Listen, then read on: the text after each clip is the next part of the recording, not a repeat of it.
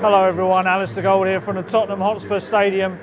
I'm hoping you can hear me today because it's rather noisy here. Obviously Tottenham Hotspur have got an NFL game that's going on today. The Chicago Bears coming to the Oakland Raiders. That sounds weird because obviously this is Tottenham Hotspur's home. So that's why I'm here today. It's technically a day off, but I thought, Tottenham Hotspur never sleeps, whether it's the NFL or whether it's, football or soccer as the Americans call it. So I obviously still wanted to do my video today for you guys because obviously while the NFL is here, things at Tottenham Hotspur just aren't going particularly well at the moment, and that's probably an understatement. So let's talk about yesterday. We have to go back to it. It wasn't very pleasant, it wasn't very nice. It was quite frankly horrible from start to finish. I mean, talking of horrible, Hugo Lloris' injury straight off the bat, it was a couple of minutes in. Absolutely horrible to see his arm bent in that unnatural position. And he kind of, 5 minutes or so treatment, eventually was stretchered off below us down the tunnel, and the poor guy, he had oxygen, had mask over his mouth, but you could still hear him screaming. Must have been incredibly painful. One bit of good news, obviously it's a dislocated elbow rather than a break, or doesn't sound like any ligament damage at the moment. Obviously it's still to be assessed over this week, but we'll find out more. But it wasn't good, and you could see a lot of Tottenham players were affected. Pochettino said they were after. You could tell it. If you were there, you could see it on their faces. It took them a long time, but I'm still not going to excuse them for the rest of the match, and we'll come back to that later. And obviously, unfortunately, despite the horrific injury suffered, Lloris was at fault again. He really was at that first couple of minutes. Don't get me wrong, Lamela, and I've been told I say don't get me wrong too much, so I'm going to try and cut that out from going on. Apologies for one already, but Eric Lamela, he didn't cut out the cross in the first place in that opening couple of minutes. Very, very poor closing down, which is unusual for Lamela.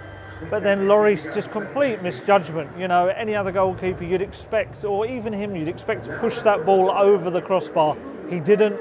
He looked to catch it, soon realised he was on his goal line and dropped the ball straight there for Mauricio to head over.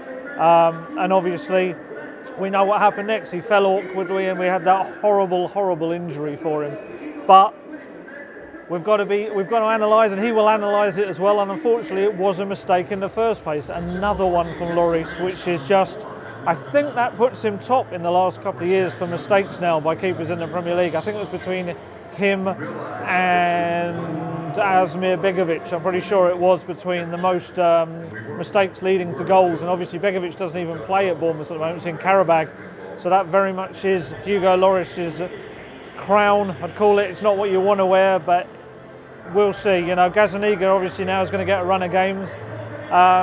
Maybe he hasn't hit the heights he did when he first came in for Lloris last season for a couple of games in a row.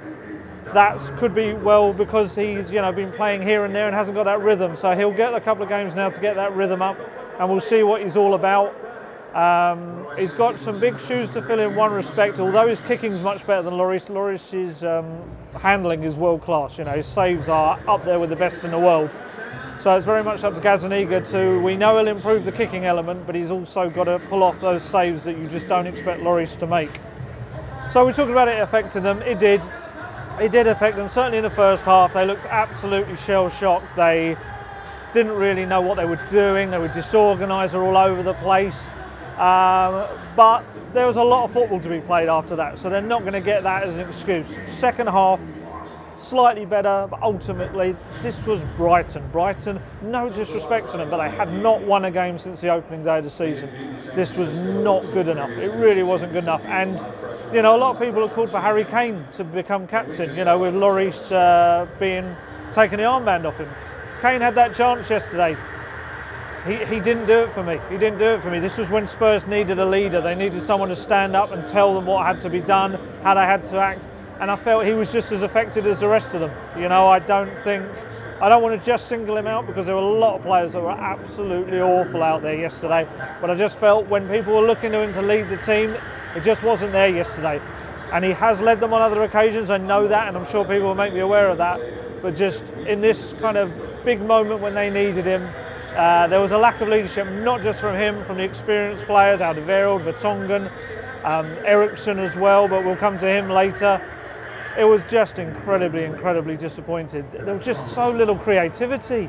You know, if you go back to that first half an hour against Bayern Munich, we know how awful the second half was, but that first half an hour, Spurs carved apart one of the best teams in Europe constantly.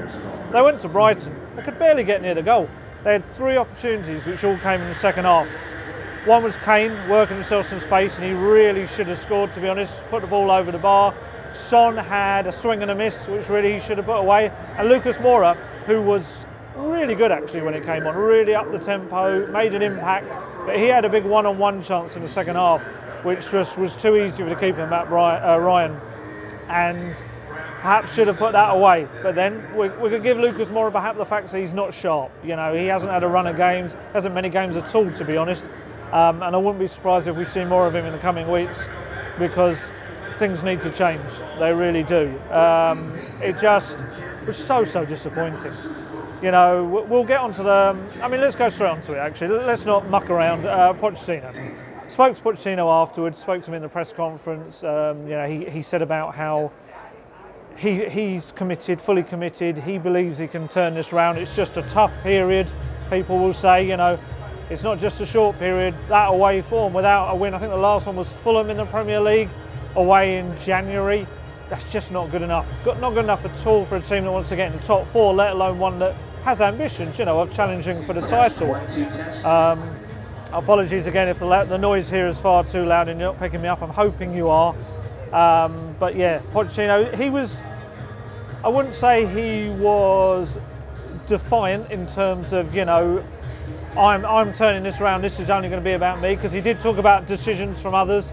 He said, I think the key phrase was very much, we'll stay together as long as we're allowed to stay together, kind of indicating that if a decision was made elsewhere. I asked him about that, I kind of pulled him up on that and said, you know, you're talking about decisions elsewhere, but do you believe, you know, are you worried about your job? And he said, I'm not worried, I'm not scared of football. He said, life can be scary, life can be worrying, but certainly not football. And essentially a bit of a what will be, will be. But I don't get the impression the manager's given up. I just think he's waiting to see kind of what backing he gets. And I mean, let's talk about the backing, you know. We look at this amazing stadium behind me, we look at an amazing training ground, and a hell of a lot has been done for Tottenham Hotspur over the years. However, we also know Tottenham Hotspur have gone through an incredible amount of managers during the Daniel Levy era, the ENIC era. They've kind of, you know, we can't compare it to Chelsea. Chelsea have gone through a lot of managers, but they've been at a level, especially with the funding as well, where they've gone for titles and they've won league titles, they've won trophies. So we can't compare it works for Chelsea. I've heard some people say that in the past. Essentially, if this is a time to back anyone, I think this is probably the one time Levy and the club have to get behind Pochettino. And rather than this constant thing we have in football where the manager is the one that gets the bullet, not the players, players can kind of hide in the shadows, peeking out from behind the manager and letting him take in all the flack. I think if there's anyone who deserves to oversee a rebuild of this Tottenham Hotspur team, it's Pochettino. I think he's been here, this is his 6th season, he's worked wonders. While they built this place, while they spent all the money and focus and attention on building this place, Pochettino has worked on the pitch to make sure that they, you know, essentially run as a successful outfit on the pitch. Of course he hasn't got silverware, and people will always point to that, and they're probably right to in one aspect as well. However, in terms of the financial backing he's had, what he's had to do, 4 consecutive top 4 finishes and that historic Champions League final, I think he's got credit in the bank. I know I've said this before and it upsets some people, but I think he has. And this man has been calling for the last, 2 years for a big rebuild at Tottenham Hotspur. He said the club's needed it. He said it needs a freshening up. You don't want a club to go stale. You need a new era, a new chapter, new players. Apologies again if you can't hear me over this because it is very, very loud here. The Americans like their noise. And I think if anyone deserves to oversee a rebuild, that quite frankly has to happen there. They're going to be forced into making it happen because you've got 3 big players who clearly are all heading towards the end of their contract. There doesn't seem to be any indication that they're going to get, you know, well, I don't want to say none of them are going to sign new contracts because you never know, particularly Vertonghen. But very much this is a club that is going to be forced into a rebuild. Pochettino is going to have to, or say Pochettino, whoever the manager is going to have to oversee a rebuild. So it just seems mad to then bring in someone else who's going to have to work out what the hell happens, who goes where, what you do, who's staying, who's not, who the best players are. When you've got a man who knows the club inside out, has essentially built the philosophy that the club's currently run on, and he's been calling for this rebuild for 2 years. Incredibly harsh to not let him be the one. For me, only going on what I see and what I see behind the scenes, what I see on the pitch as well, for me, back the manager in this case. These players, the players that aren't performing, how many of them are players that aren't going to be at the club next season? You know, I felt Vertonghen and Alderweireld, where they were creaking yesterday. It was so sad to see, because don't get me wrong, these two guys have been brilliant for Tottenham Hotspur over the years. But whether it's a lack of cover in the midfield, whether it's just the fact that they're getting older, they're both in their 30s, I just feel that they're hesitant, they're ponderous, they're making more mistakes than they used to be. So if you lose those two from your team, Eriksen, absolutely awful yesterday. Probably the worst performance I've ever seen from him in a Tottenham Hotspur shirt. Gave the ball away countless times, offered very little. Really, really pale imitation of the Christian Eriksen we know from the past. And for me, if this is a guy looking for a move to Real Madrid or something, he's playing his way out of it, honestly. Someone actually made a really good comparison actually between the guys in the NFL. When they're in the final year of their contract, they know they're playing for a contract elsewhere the next season, and they often will have an absolute blinder in that final season for a club. And you know, you've got it in football. Aaron Ramsey did it at Arsenal. You've seen other versions of it elsewhere as well. And for me, Eriksen's kind of doing the opposite. Whether it's meant to be, whether it's just a lack of confidence, absolutely awful. 1 goal, 1 assist all season, which for him is absolutely awful for, I think it's 11, 12 games, maybe 11 games so far. Just not good enough. So you're going to have Eriksen gone, Alderweireld probably gone, Vertonghen possibly gone. Danny Rose likely to move on next summer. You know, he was expected to move on this summer. Serge Aurier wants to move on. That is all the defence, one of your main midfielders as well. And then you wonder about the future of people like Dyer. And so it is going to be an enormous revamp needed. And I just think Pochettino's deserved the chance. If he wants to stick around, which I understand he does, then I think you have to give him the chance to do that. You know, that process can start in January. In January, you will know whether those players who are going out of contract are going or not, whether it's in the summer or not. But because they will either sign new deals, whether that's unlikely or not, they will decide, they will talk to foreign clubs, maybe agree on a deal for the summer, or they will let the club know of their intention to leave in the summer for a free transfer. The club essentially, if they don't do the latter, have to make that decision really. And if that's the case, you can start making your moves in January. You can start replacing players. We know the money, the premiums are slightly higher on players in January, and that's why Spurs don't often work in that window. But this is their future they're talking about, and they've got to start sorting out that long-term future because they've dilly-dallied and they've kind of messed around and haven't really sorted it out while they've been focusing on this place. I know they brought in Dembele, a club record fee, Giovanni Lo Celso, Ryan Sessegnon and Simon, Jack Clarke, who obviously went back to Leeds. But these, you know, Pochettino's been incredibly unfortunate with them as well. Dembele missing with a thigh injury for 3 weeks. Sessegnon hasn't even played for the club yet through his hamstring injury, and Lo Celso obviously went away and picked up his own hip injury, wasn't it, while he was away with Argentina in that friendly. So that the rebuild, the revamp, the revolution, whatever you want to call it, a painful rebuild hasn't happened yet. It has to happen. We've seen that this week. This is a stale club, excuse me, that's just, it needs a lift, it needs changes, it needs fresh blood, it needs so many tweaks and changes. And Pochettino looks desperately like a man who wants to make it happen, but he's just not been given the chance. And I do feel for him. As I say, it's a real bugbear of mine when players get away with stuff in every club and the manager's the one that bites the bullet, essentially, or gets the bullet. That has to change for me. You know, it's not good enough. It really isn't. You know, he's done enough, I think, over the years. Worked away in some really tough situations. You know, while this place was being built, you know, had different home stages at Wembley. They played at MK Dons in one stadium, and I think this is the first period. Whether we want to go all the way back to January, want to go back to last season, that's fine. I still think it's a period where it's the first real rough spell since that very first season where he had to have a bit of a clear out.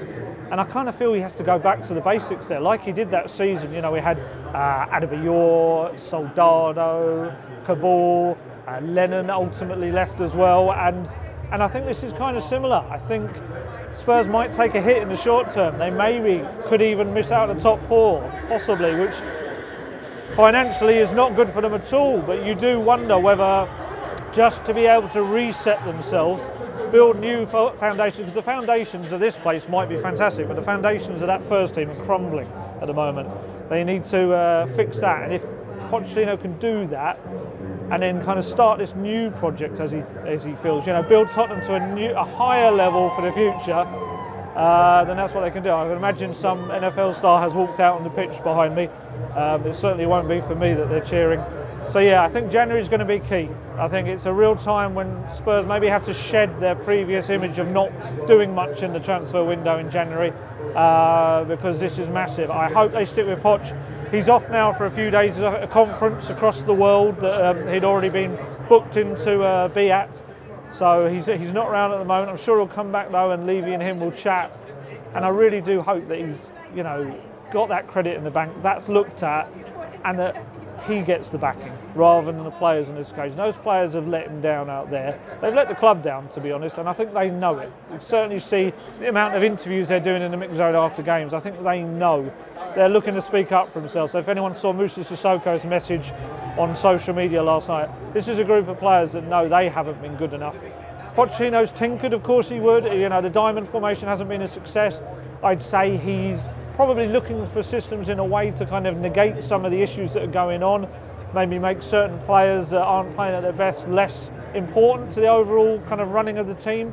But it hasn't helped, of course, and Pochettino shouldn't escape without any criticism at all. Of course, you know, he needs to be doing more as well to motivate these players. I just feel he's been dealt a bit of a crappy hand this season, and I think if anyone deserves a little bit of time to kind of sort it all out and the backing to change things here, I think it's Mauricio Pochettino. So that's probably enough from me. I think I've got that out of my system. Let us know what you think about what's going on at the moment in the comments below. And I'm going to forget about football in English sense for a little while, forget about Tottenham for a few hours and watch a bit of NFL this evening before we get back to the international break. Might be a good thing for the players, them getting away to other countries, getting their heads out of the Tottenham Hotspur bubble, and Pochettino to get away and have some fresh thoughts, and maybe Daniel Levy as well. And we'll come back and we'll crack on with Tottenham Hotspur and everything about that club, and hopefully things take an upward turn. I'll catch you later.